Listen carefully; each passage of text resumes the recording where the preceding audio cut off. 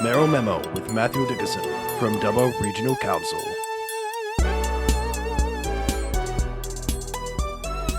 This is Jonathan Michael in the final hour of the program. I'm Jac Underwood, seeing you through until 4 o'clock.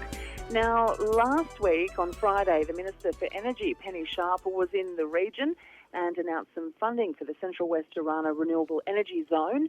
We welcome the Mayor of Dubbo, Matthew Dickerson. Good afternoon. She didn't just announce some funding, Jack. She announced a lot of funding for the Renewable Energy Zone, which is fantastic. Yeah, $128 million. That should just about pay for my lunch, I reckon. Yeah. Now, why is this funding important? Because I understand it's going to hit the ground. What will it do? Well, let's go back one step from that if I can, Jack. One of the things that's exciting about the Renewable Energy Zone is that we know there's going to be lots of proponents. We're talking about $20 billion worth of projects, 37 projects at this stage proposed, in addition to the energy transmission lines. All of these projects and these energy transmission lines, we have different processes in place, but we'll get a little bit of each of those projects feeding some money into the local economy. And I'm not just talking about the employment we might have or some of the supplies they might need, but you get things called community benefit funds. And so some of that money feeds through for a whole range of different things. When there are small projects, we've got one, for example, at the moment with the Badengra wind farm. They contribute small amounts of money to the community, and that ends up with things like a new refrigerator for the local football club or maybe some new shirts for the cricket club, that type of thing. But what we really want to see out of this, Jack, is transformation. We want to see Wellington, in my opinion, in particular, transformed. And that's this $128 million. What Penny Sharp said, and I met with her on Friday, she talked about the fact that these projects are coming. Some people in the community might be just a little bit concerned that they're not seeing things on the ground. So the government's basically put a down payment for these communities with this $128 million over the next 4 years, and that's spread across the whole REZ. So that includes Warrumbungle Shire Council, Mid-Western Regional Council, and of course Dubbo Regional Council. And that'll be used for a whole range of different projects. I don't have all the details yet. I've had a discussion with the Minister. I've read the media release, but I'm sure we'll find out more of those details very soon. The funding announcement, the Minister talks to it being able to deliver community projects and employment opportunities. And one thing we hear about renewable projects is they employ a lot of people to build them, the construction phase, but then after that they don't really need too many workers on site to take care of it.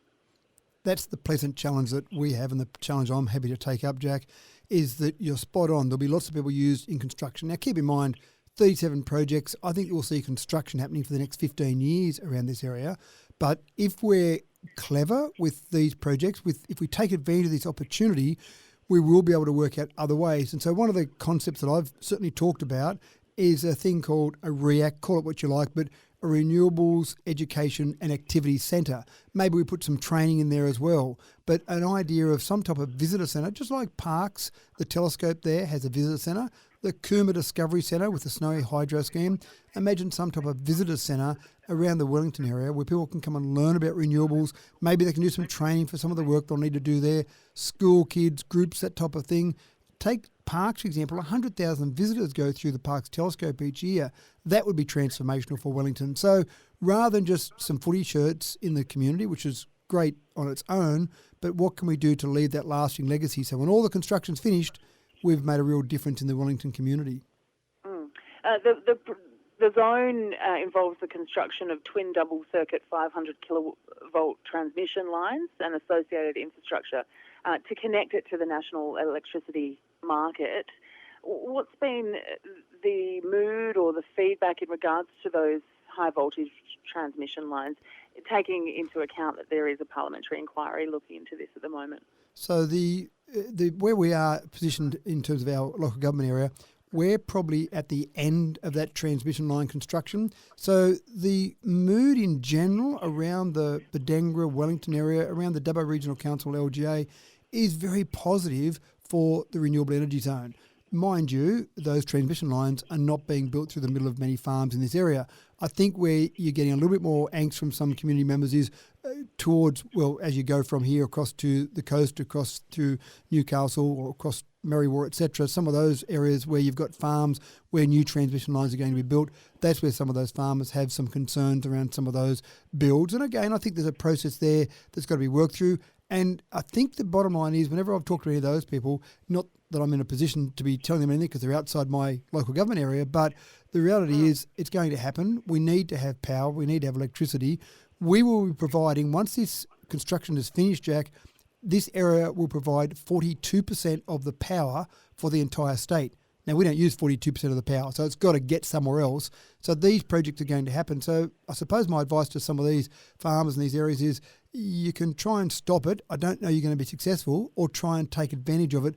Work out a way that you can get the best possible outcome for you, your family, for farmers in the area where those transmission lines are going. And I think that's probably a better attitude to take, because I don't think it's going to stop. It's going to go screaming ahead.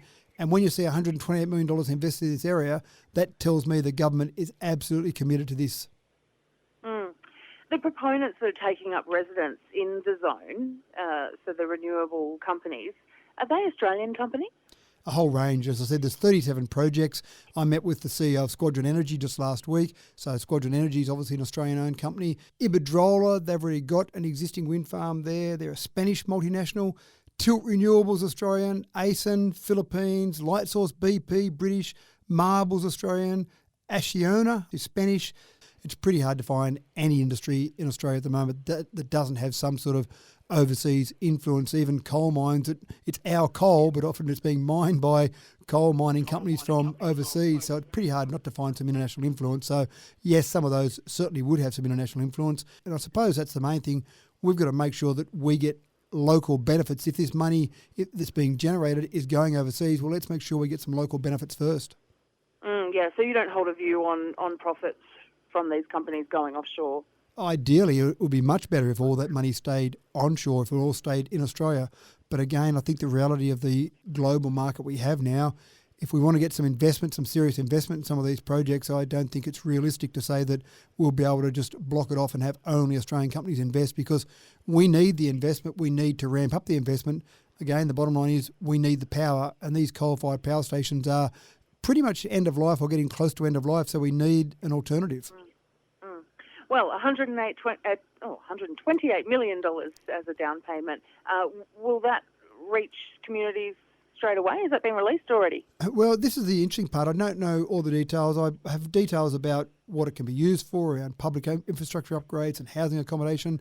I don't know the exact timing of when. And again, when I spoke to the minister, it was really about the announcement about the process that will occur, but I don't know the exact timing. But I think the whole idea of this was to get it to happen soon, rather than wait for some of these projects to be built and then that community benefit money flowing in.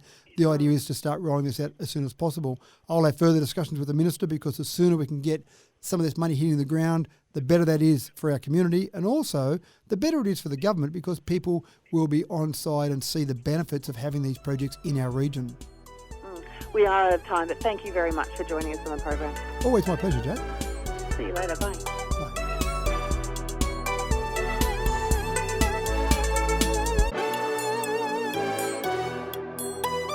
Mayoral Memo with Matthew Dickinson from Dubbo Regional Council.